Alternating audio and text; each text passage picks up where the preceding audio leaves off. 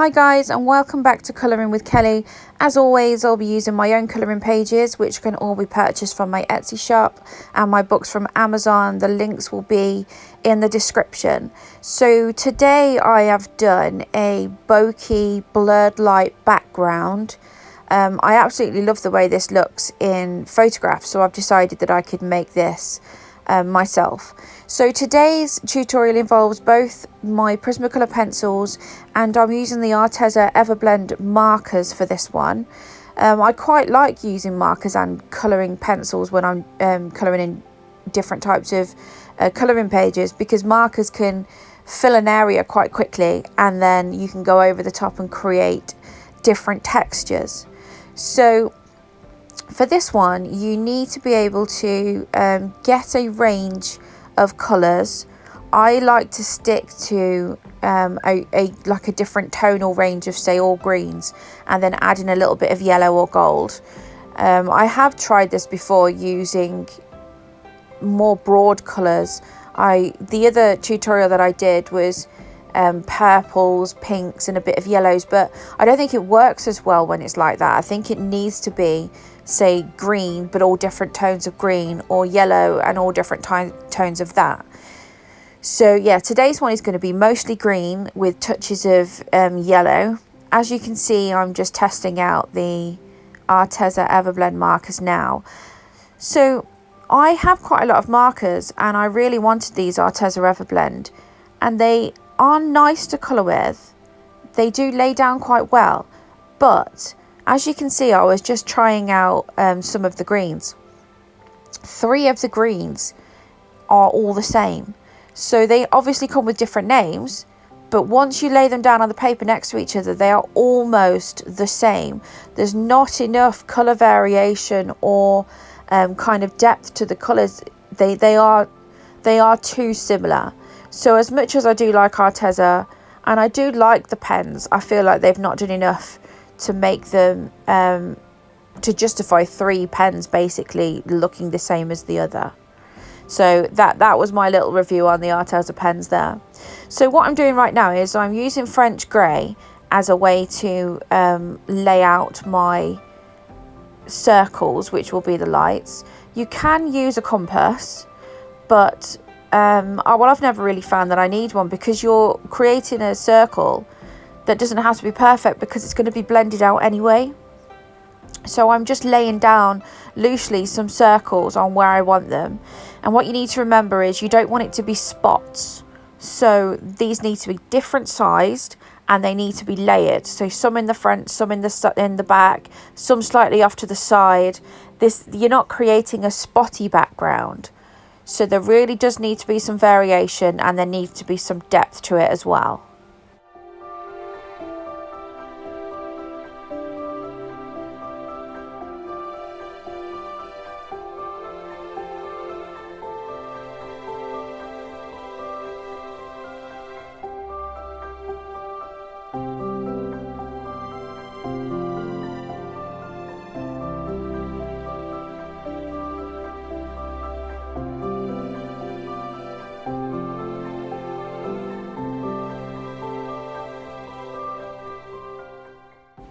So I'm moving on to the marker pencils now, and all I'm doing is I am going over the top of my circles, or the lights that I've drawn in the background.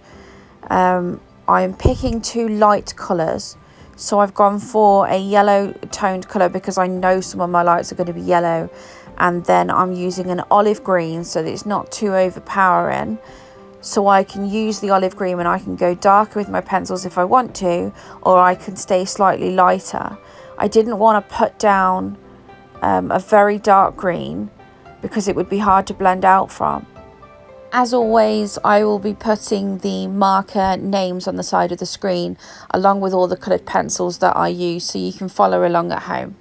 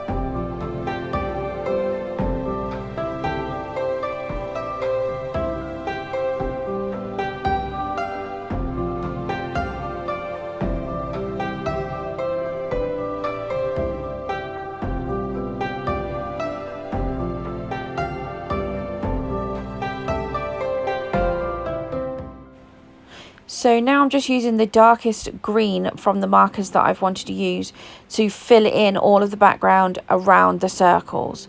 But what I am doing is I'm making sure that the outer line of the circle, for example, if I've drawn a circle with a yellow outline, I'm not going over the top of that with my green. So I'm going up to the yellow line with my darkest green, filling in the background and leaving the circles empty.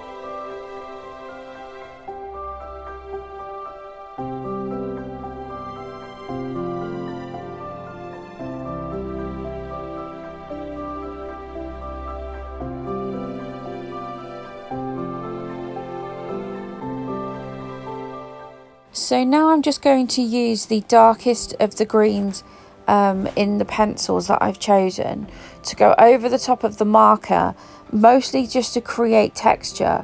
So I'm not pressing down hard and I'm not particularly filling in all of it.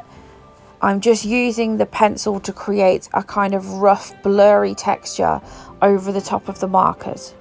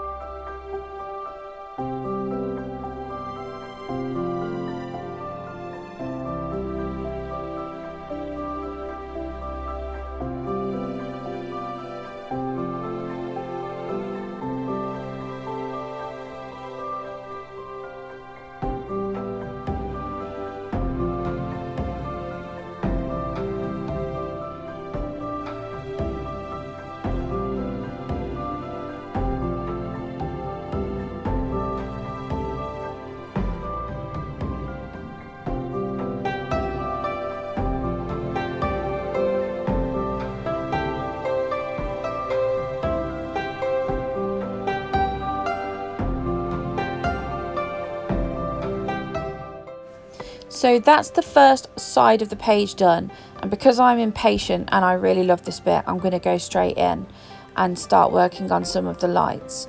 So what I do is I'll match my pencil to the colour of the outer line of the light specifically.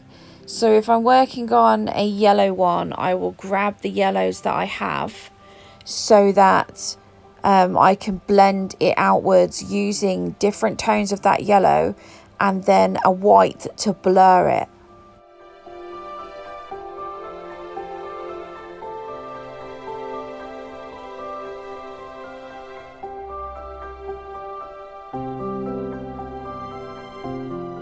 So one thing that we need to remember is that when we're blurring these lights, we're not going up to the line that we had drawn with the marker pen. We're going to go over that. So we're going to blend and make the outside edge of the lights blurry. Otherwise, they'll kind of look a little bit like light bulbs or Christmas lights.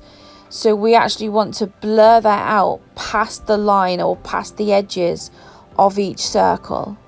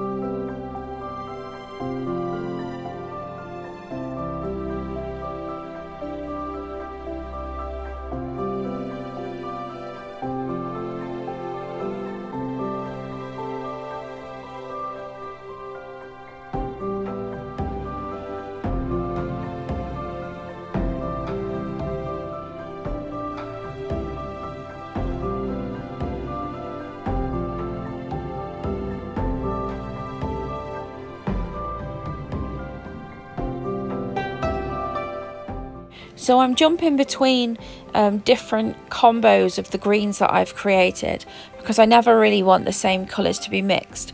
You want them to look slightly different. So what I'll do is, again, on the side of the screen, I'll add up some of the combos that I've used on each different light. So maybe you could use the same, or at least pick something different each time, because we obviously don't want everything uniformed and exactly the same. So as you can see, I'm using the white pencil to create highlights within the light, but at the same time I'm also using that to blend out past the edges of the circles.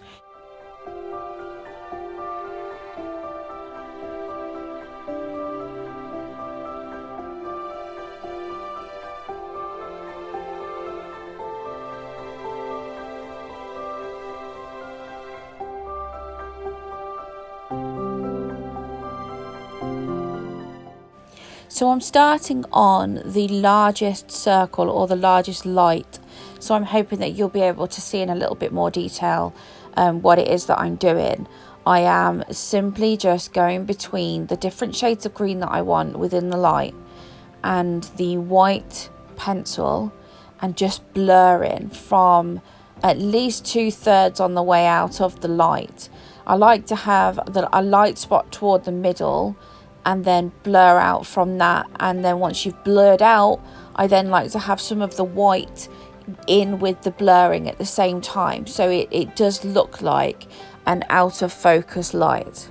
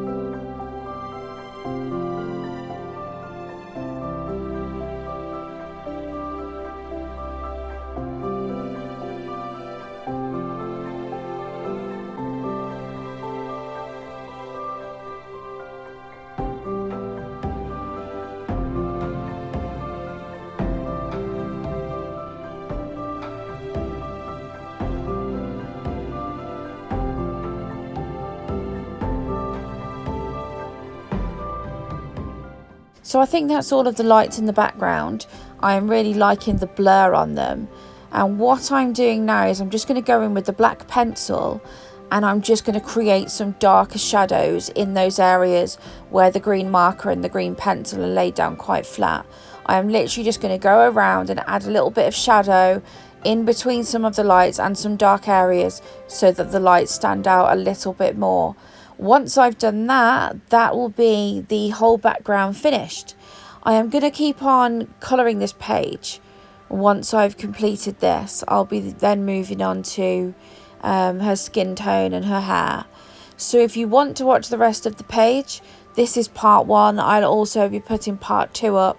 Or if you were just here for the blurred background and the bokeh look, I hope you found the tutorial helpful, and I've given you some ideas on how you can create this for yourself. So grab your pencils, grab your markers and give it a go.